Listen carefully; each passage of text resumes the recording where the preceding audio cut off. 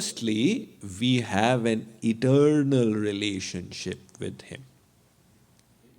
Eternal relationship. The relationships of the world, they are all temporary. This person has passed away, that person has passed away. We are seeing it in front of us, but we don't realize that these relationships are temporary. But the fact is that one day it's going to break. Why? Because it's a relationship of the body.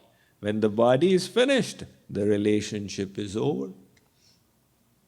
So the worldly relationships are temporary, and our relationship with God is eternal. It was existing in the last life, and the life before, and the life before, and the life before. He has been our eternal Father. So some people, when somebody takes the path of sannyas, they say, what? You've given up your duties to your father, mother? So which father, mother? The eternal father, mother.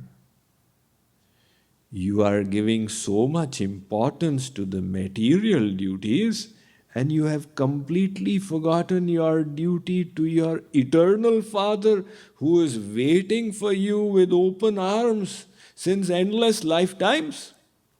I am not saying that you take sannyas, but there must be an importance given there as well. So, He is our eternal relative, and He is our selfless relative. Selfless relative means He seeks nothing from us.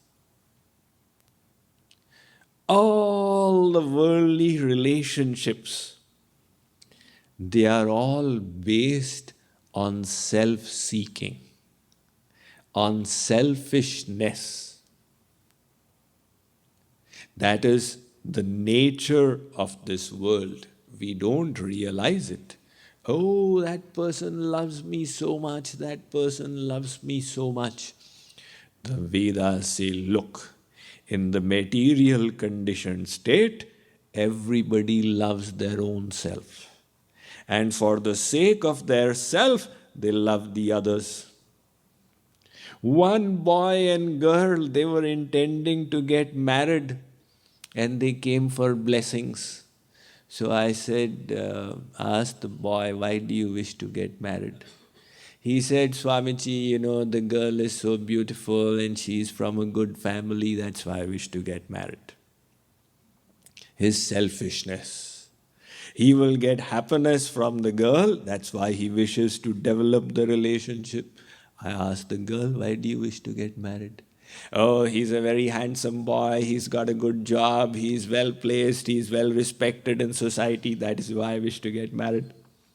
So before the marriage itself, the intention is what? I should get happiness from the other. Right? And that is why every marriage in the world is characterized by frustration. See, that is my idea. I don't have experience. But that is my estimation. Because the basis itself is wrong. People say, no, Swamiji, we love selflessly. So I say, all right, consider this hypothetical case. There's one newly married couple. The girl is very beautiful, and the husband thinks that he loves his wife very much. That girl is 25 years. Supposing she slept at night, 25-year-old, and she woke up in the morning, she was 85 years old. Would the husband still love her? You got to be kidding, who'll love this old hag? All the love will disappear. the basis of the love, although we don't realize it, was self-interest. So that is the nature of worldly love. That is why the saints tell us that, look, it's all right, it's a functional relationship, you need it, but there is really no true relative in this world. It's all an illusion. And in the case of God, He needs nothing from us. He's Atmaram, Poonkam, Param Nishkam, Nirgranth.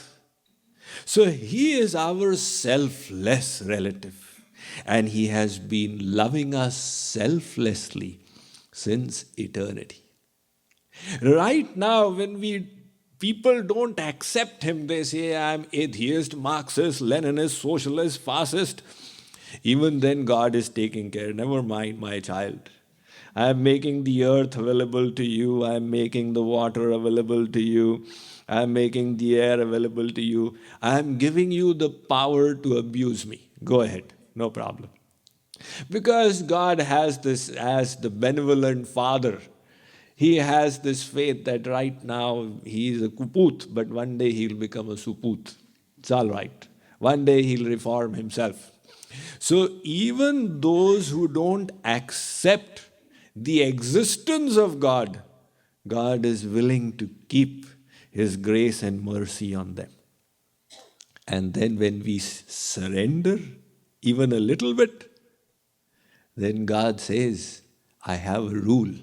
Ye yatha maham prapadyante tans tathaiva bhajamyaham. The extent to which you surrender to me, I shall do your bhajan. See, God says, I will do your bhajan. Bhajan means bhaj, dhatu. The root bhaj comes from the word seva. Bhaj means seva. So God says, you surrender, I will serve you. We are thinking, I'm serving God. But is it possible for the soul to serve the all-powerful?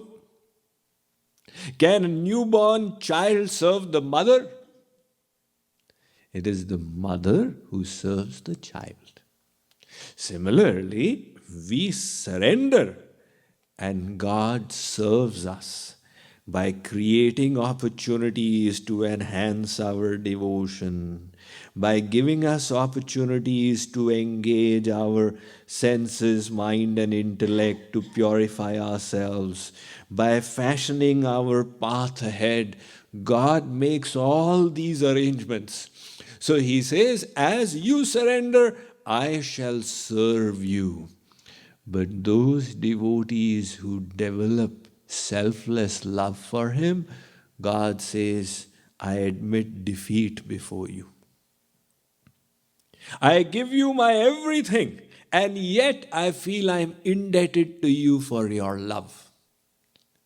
That is why Ram tells to Hanuman, Ekaikasyopakarasya pranam dasyami te kape sheshasye hopakaranam bhavamarinino vayam.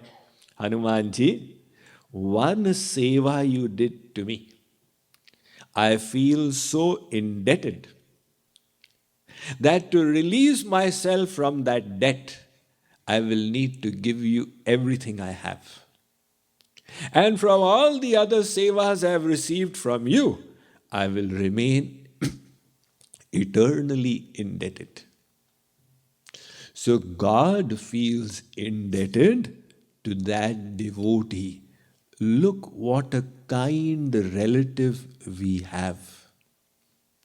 Sri Krishna tells the gopis, न पारयेऽहं निरवद्य संयुजां स्वसाधु कृत्यं विबुधायुषापि वः यामा भजन् दुर्जरगेह शृङ्खला संवृश्च तद्वः प्रतियातु साधुना. O gopis, in thousands of years of the devatas, I will not be able to release myself of the debt I feel towards you for your selfless love for me. So God is our selfless, eternal relative.